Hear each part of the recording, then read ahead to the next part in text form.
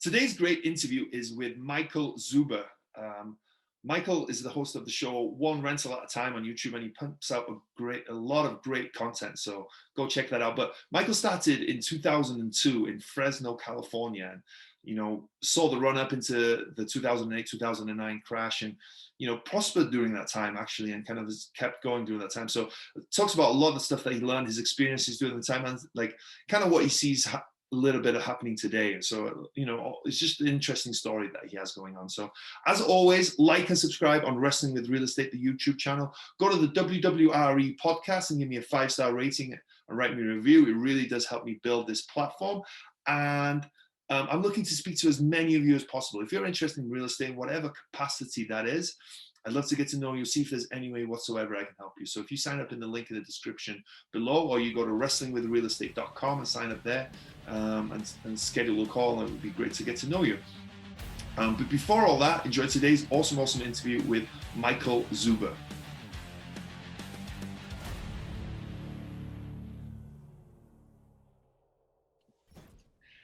Hello and welcome to Wrestling with Real Estate, where we look to chokeslam all your real estate problems. I'm your host, former WWE wrestler and now Cirque du Soleil performer, and of course, multifamily real estate investor, Barri Griffiths. Now today we're joined by Michael Zuber. Hey Michael, how you doing, man? Good, Barry. How you doing? I don't want to be chokeslam, man. That sounds scary. No. We'll be tag team partners. Don't worry. Okay, good. Definitely want you on my team. That's for sure. Yeah. Well, Michael, thanks so much, man, for making the time to be on the show, man. I know you're exceptionally busy. I watch your stuff myself, and it's a ton of great information they put out and a ton of content. So you must be recording nonstop. All the amount we put out there is awesome. For people that don't know, Michael has a YouTube show called One Rental at a Time, a podcast called One Rental at a Time. Probably a website, One Rental at a Time, Instagram, One Rental at a Time. So definitely go check out that, because there's tons and tons and tons of awesome information. But today we want to get to know the man behind all this, right? There's a man that behind all this. Yeah. So can you give us an idea about sort of your past, what you've been up to, kind of what kind of led you to this, and what you're up to these days? Yeah. So, the One Rental at a Time story really begins around my 30th birthday.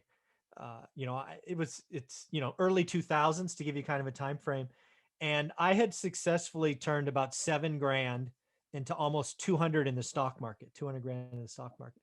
And then over the course of about 3 or 4 weeks, I lost almost all of it, right? It crashed to about 40 grand. And what I found in that is I wasn't the next Warren Buffett, right? I happened to be investing in a .com craze where everybody was winning. Sound familiar? Kind of sounds like the last 6 or 9 months, right? And unfortunately, the party ended. We may be in a bubble like that now. There may be some epic crash in the future. But what happened to me is I felt defeated, right? I grew up with nothing. I remember I think I have somewhere the Charles Schwab statement that showed almost 200 grand, which is more money than anybody in my family had ever seen. And then to see it all disappear. So I remember walking into a bookstore and trying to find a book to read, because they actually had bookstores back then. And I found the purple book, which we all know, called Rich Dad, Poor Dad. And I've consumed it. I read it a dozen times. And all I really remember from it is Robert bought a house or a condo in Honolulu, and Kim, his wife, bought a condo in Oregon somewhere. And I'm like, okay, I'm going to do that, because I was burned. I was crippled. I was afraid. I thought the stock market was a casino. So I'm going to go buy a rental. So I do that. I spend a year, right? Because all the books say buy something 30 minutes from home, right?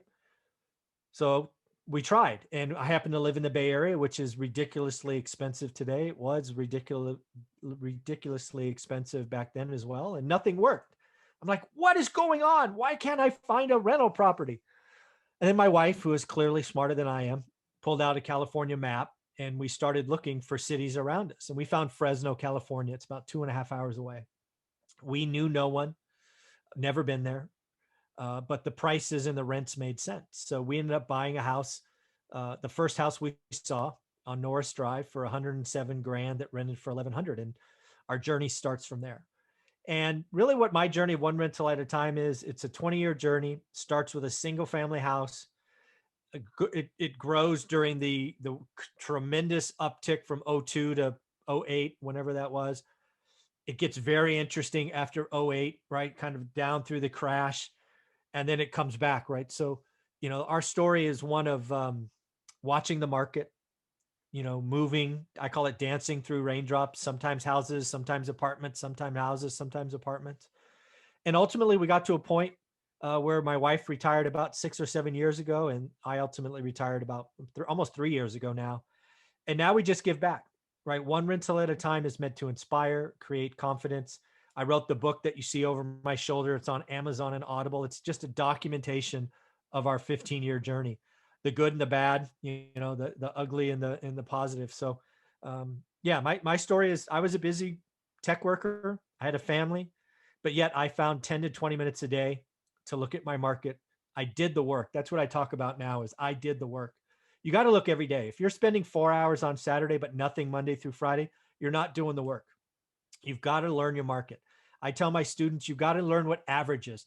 You work, you bust your ass to find average. And once you know average, you only do good or great, right? Everything on the market is either bad or average. If you can find or create the special deals, which they're out there, they're just hard. Nobody advertises great deal, especially today. You can get it done. So, that's one rental at a time in a nutshell. Wow. Yeah. Cool story. Thanks for sharing. The going back, right? So, like you said, you grew $7,000 to, what did you say, 200 grand? Yeah, almost 197, I think. Wow, that's impressive in itself, right? Was that your Wow. skill? Was that your skill, or was that there must have been even though you said the tech boom was rising, you must have had some skill to do that, no? No, man, dude, it was complete dumbass luck. I mean, I remember one time. I mean, I was doing stupid things and the market was hot. I remember we did some options once on Cisco systems, it was the Amazon of 20 years ago, right? Its stock doubled all the time and its stock split and all of this. It hasn't done much lately, but 20 years ago, it was Amazon. Or Tesla might be a better example today, right? It doesn't do anything except go up. So I remember one time we bought call options in the morning. We went and had breakfast and I sold the call options after breakfast and made 12 grand. I mean, I didn't know what the hell I was doing. I was literally gambling in a hot market. It was no skill whatsoever. Okay. Well, but it's interesting that everything came crashing down, right? That must have been no fun whatsoever, right? To lose that much money, because it's real money, right? Even though you only invested 7, it's yours. Once that is in your account, that 200 grand or whatever, 197 it's yours, right? You can consider it yours. So yeah, still to this day, yes. Yeah. I was an idiot. Yes. Right. Well, I think all of us are, some of the time. But then to take that pain, right, and then decide I'm still going to invest. Where did that drive come from? Because you said you had a tech job, right? You had a job. It wasn't like you needed to invest. Like you had to invest to survive. You could have just hey, I lost all this money. Investing sucks. It's the dumbest stuff ever. People never make money in investing. Yeah. Out of here. Peace out. Never again. Right. But you said like, no, I'm investing. I'm doing this. I'm going to read and I'm going to figure it out. What do you think that was, and how did you find that comfort? Everybody has a fire in them, right? I was raised in a very money wasn't prevalent. Money was a stressor, right? So I still carry that today, right? So I just knew, I had a young daughter at the time, that I wasn't going to put her through what I went through. So I knew that I had to get some assets, right? It was all about the assets. And that's really what I credit Rich Dad, Poor Dad, is introducing me to an asset I knew nothing about, right? Rental, a house, a condo. I had no idea. I had no idea. And it's the embarrassing thing is I'm 30 years old with a master's degree in business and I have no idea. I mean, that's how wacky this stuff is.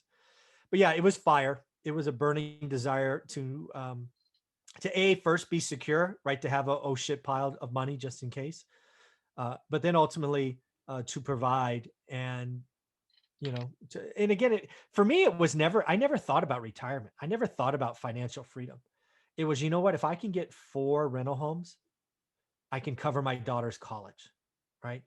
It's, if I ever got laid off, I could sell one of the homes and I could eat for a year. I mean, these are the things I was thinking about. Why?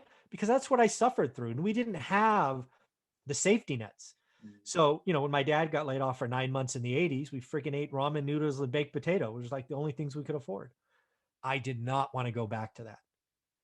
So it's just a big, deep, burning desire that I still hold today, 20 some odd years later.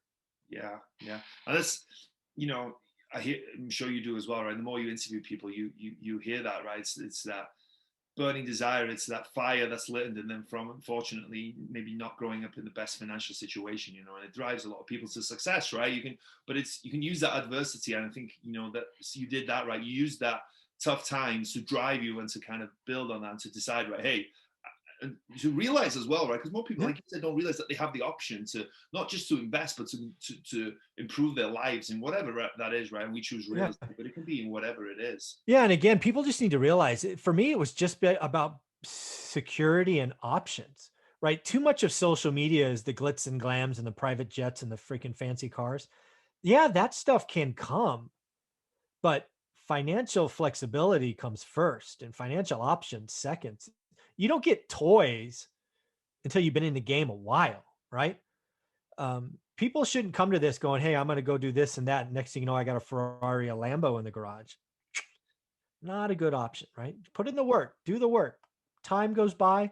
You can have them if you want them, but yeah, it was, yeah, I'm glad I had that fire, and I can still hold on to it today, right? If I ever get into a tough situation, I still have it in my bag of tricks. It's not like you ever lose it, right? Once it's there, it's there. Yeah, for sure.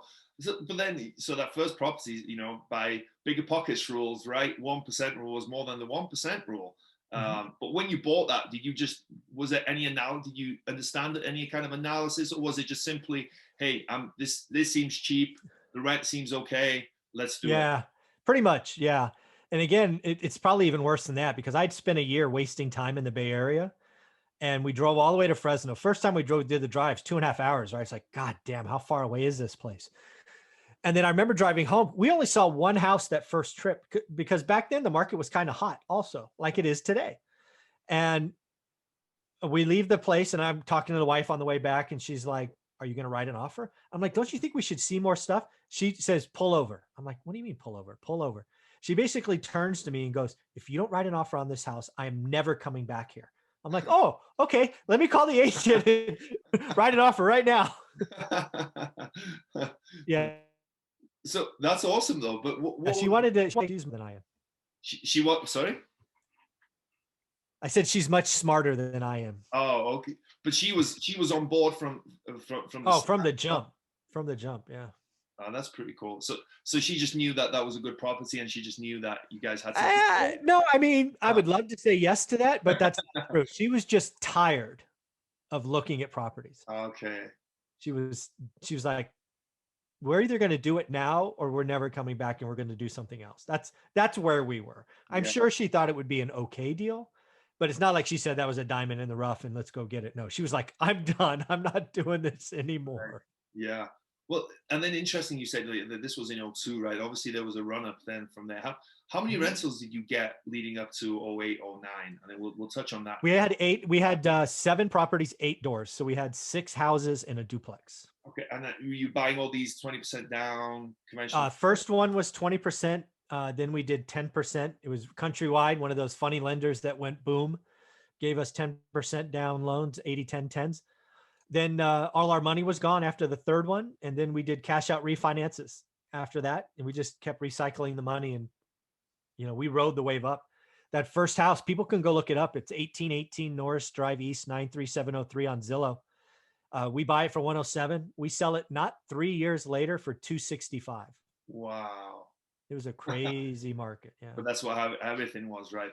But similar to the stock market, I guess, right? But did you see, when you were in it, did you see similarities? Were you like, wait, I see some similarities with what happened in the stock market? Or were you just riding that wave of appreciation so much that you weren't paying attention? I knew it was wrong, because again, my model was always have cash flow, right? And I was able to squeeze cash flow out of those last couple of deals, but I couldn't do it anymore, right? A house, that's it. Just talk Norris Drive, right? 107. We sell it for 265.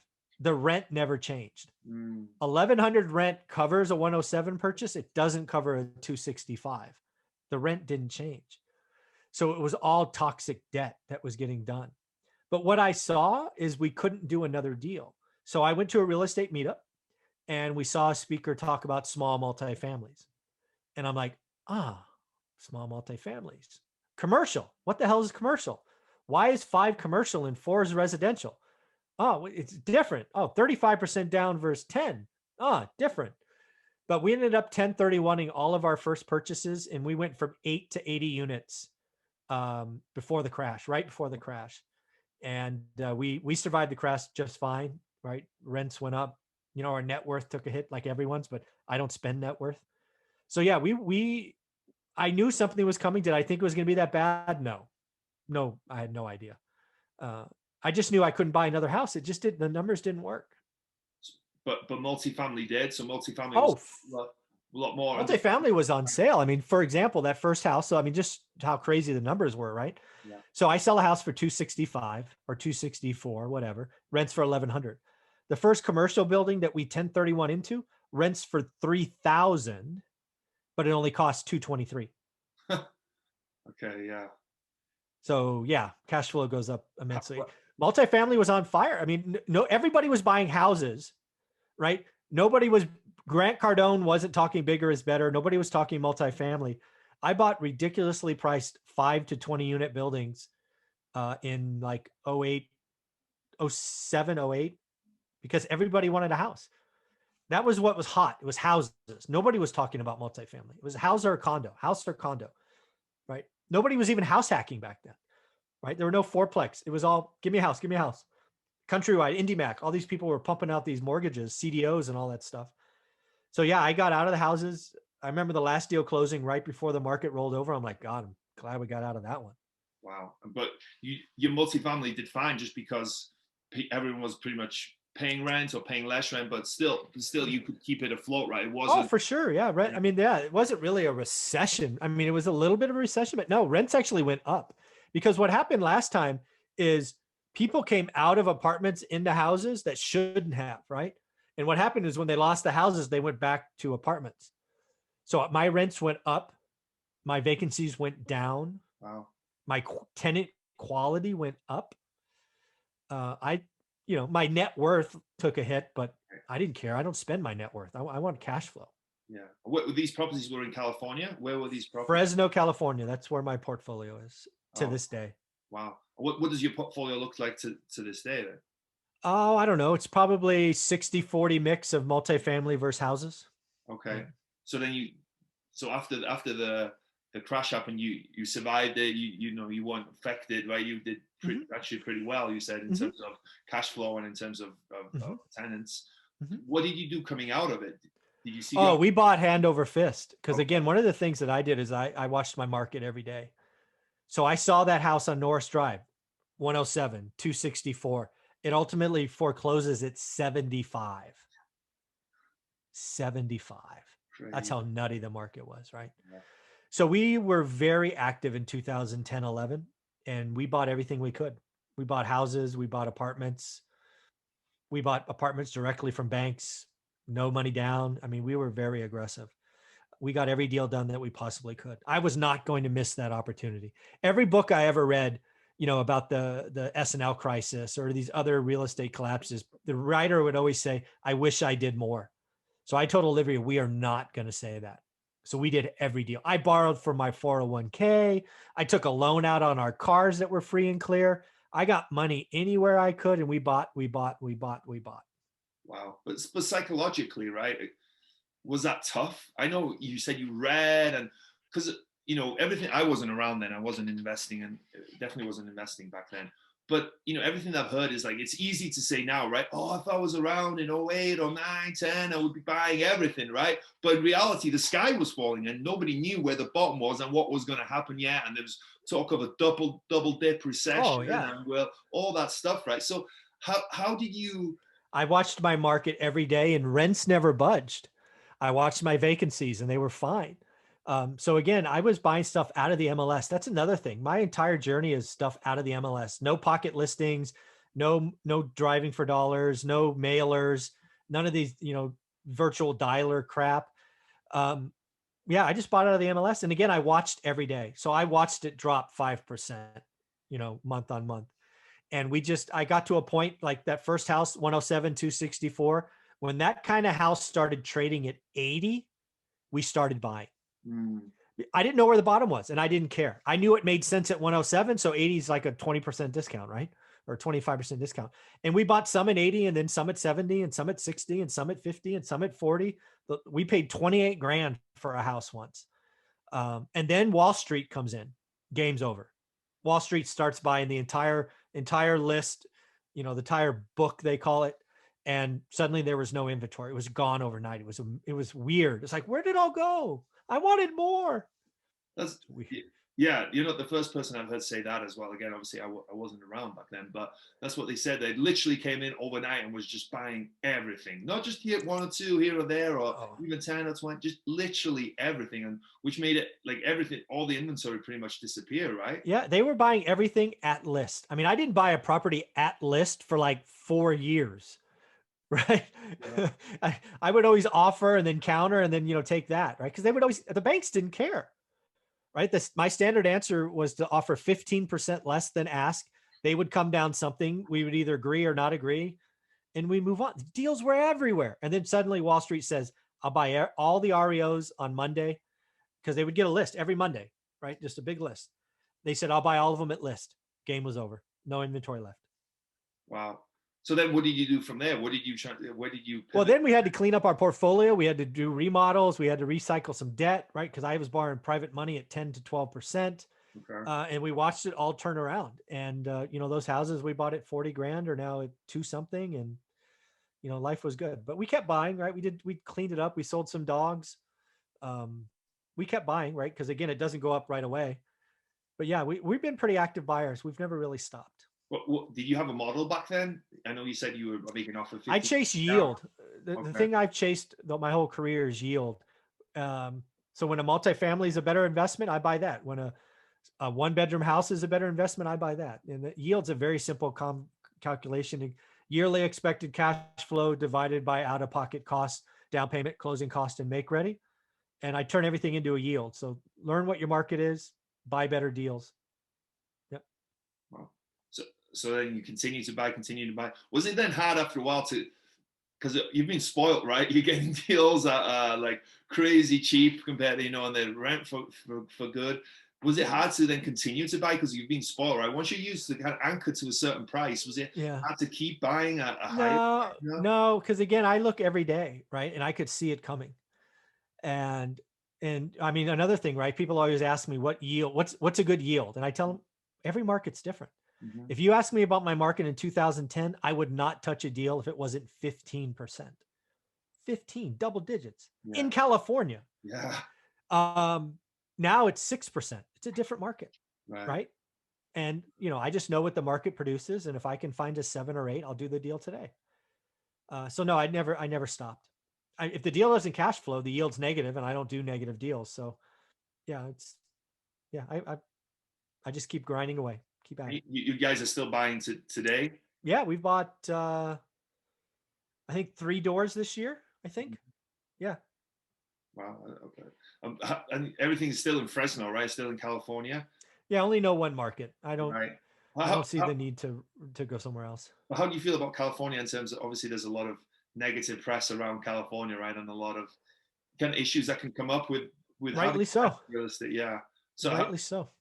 How do you feel about all that? And have you ever thought about moving markets? Oh, you think about it all the time. But, one of the things you have to realize, rent control, 60 days to get people out, tenant friendly.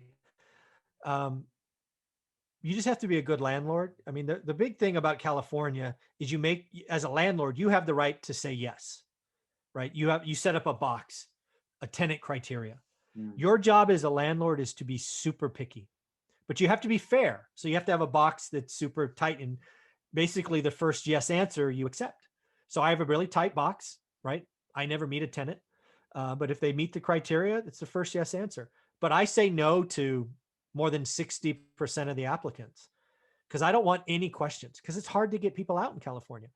So I spend a lot of time on tenant selection. I would rather have a property vacant than a questionable tenant. because I can't get them out. Yeah. And that's paid off, right? One of the reasons I think I've had decent rent collections all year during this health crisis is because I picked great tenants. I do have one tenant that's playing games, but hey, one tenant out of a couple hundred, it happens. Yeah, absolutely. Yeah.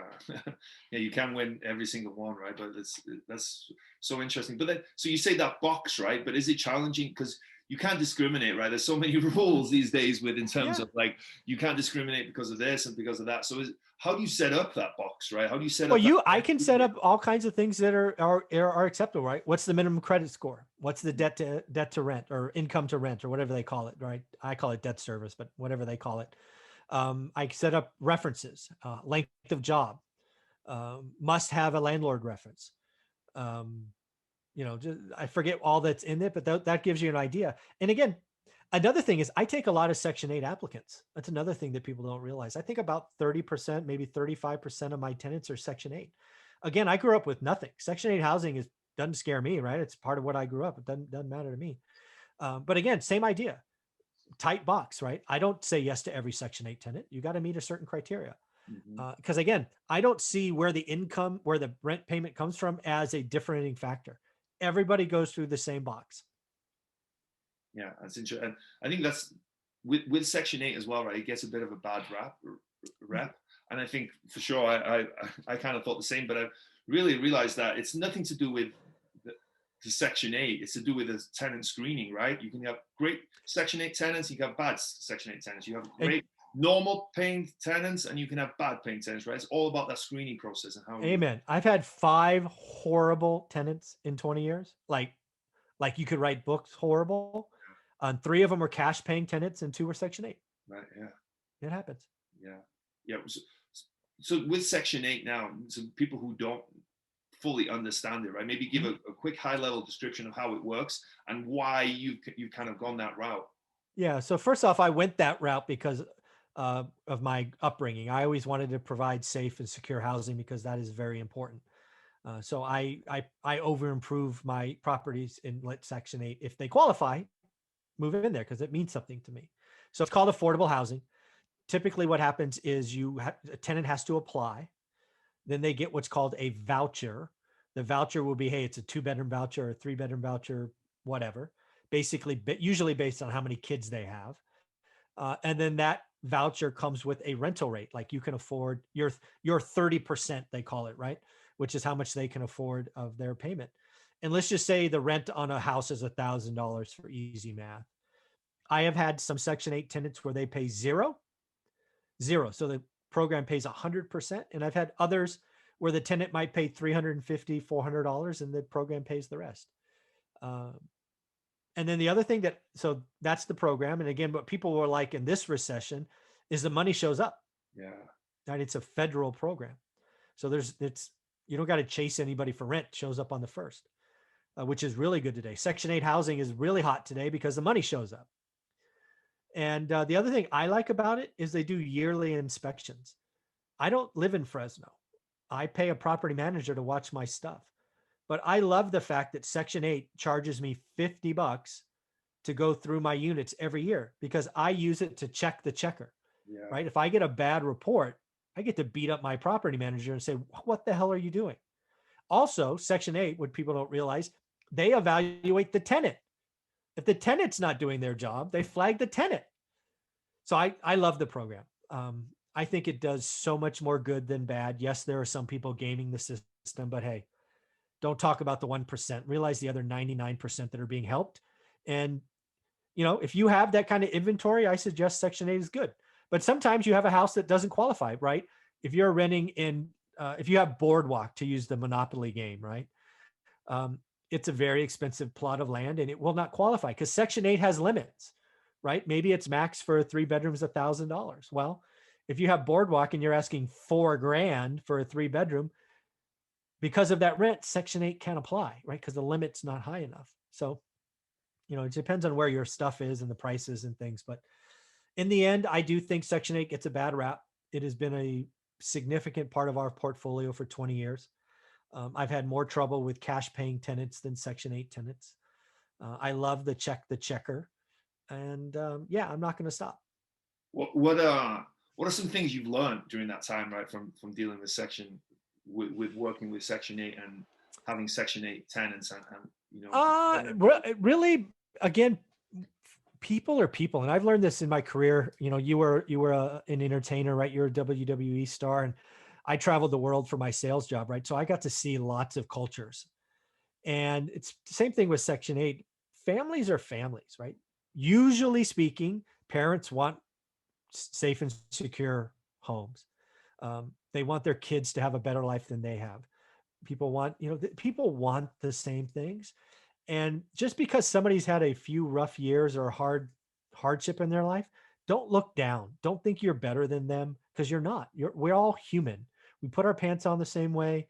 We have the same hopes and desires for our kids. And I believe too many rich people look down on Section 8 and the tenants that are qualified for it. And I think that is horrible.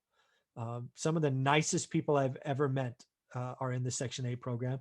And they're so thankful when you provide a safe and secure home, because let's be frankly, there are a lot of slumlords out there who take advantage of them because maybe they don't feel like they can hire a lawyer or, call someone out on a leaky faucet or any of these things. And, there are some rotten, just utterly rotten landlords out there that take advantage of people. And that's not okay.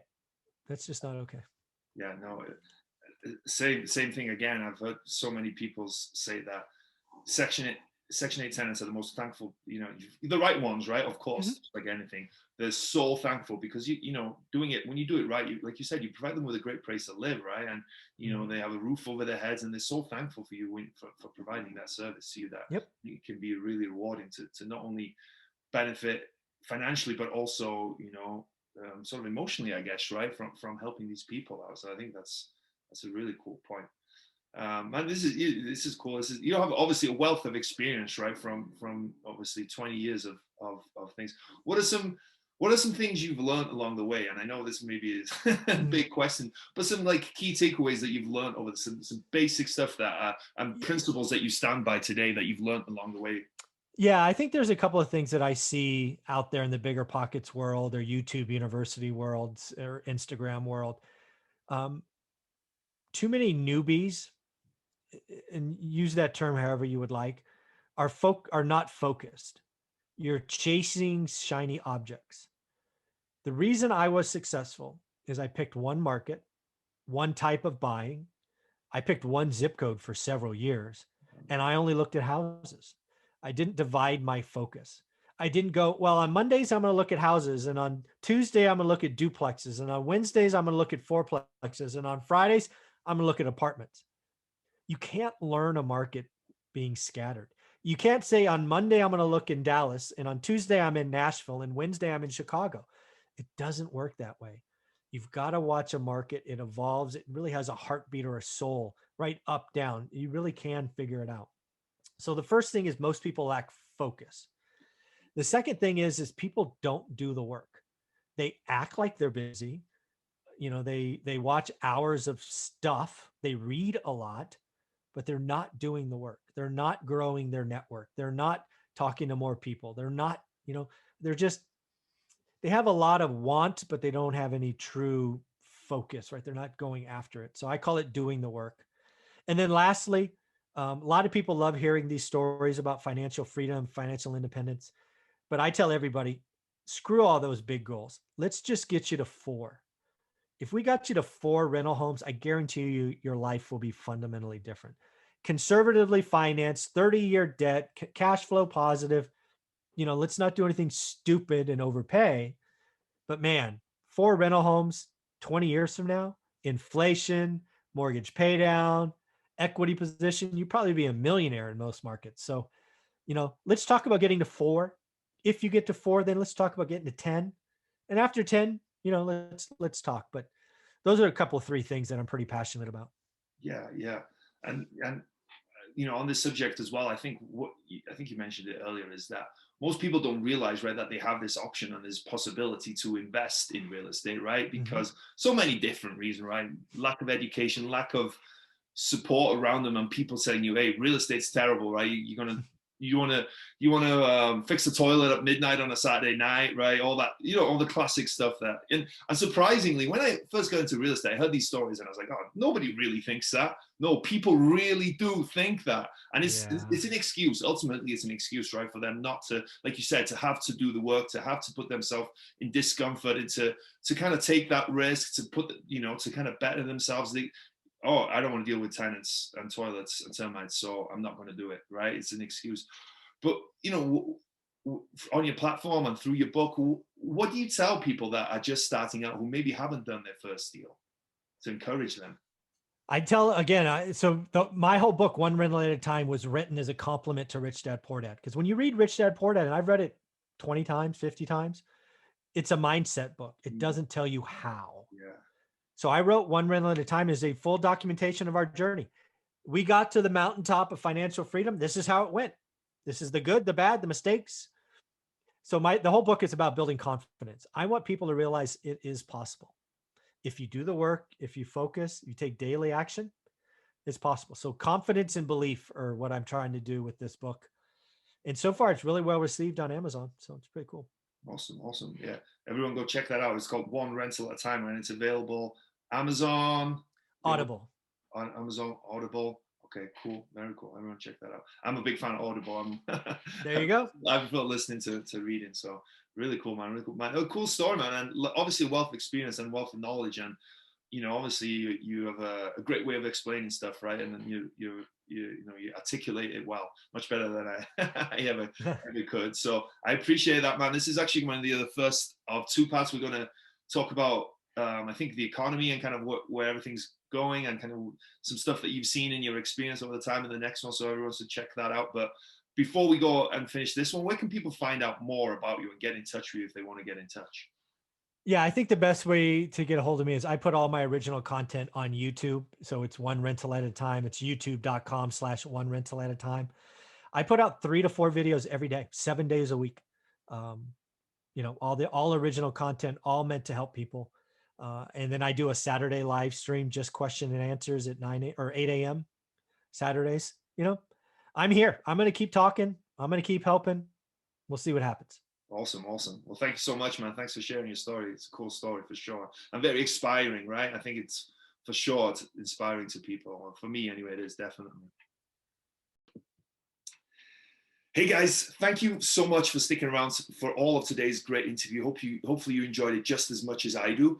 I'm looking for some help from you guys. I'm looking for you guys to go to Apple or go to iTunes and give me a 5-star rating and write me a review. It really helps me build this platform, so I would really appreciate that. Thank you very much, and enjoy some more great episodes from Wrestling with Real Estate.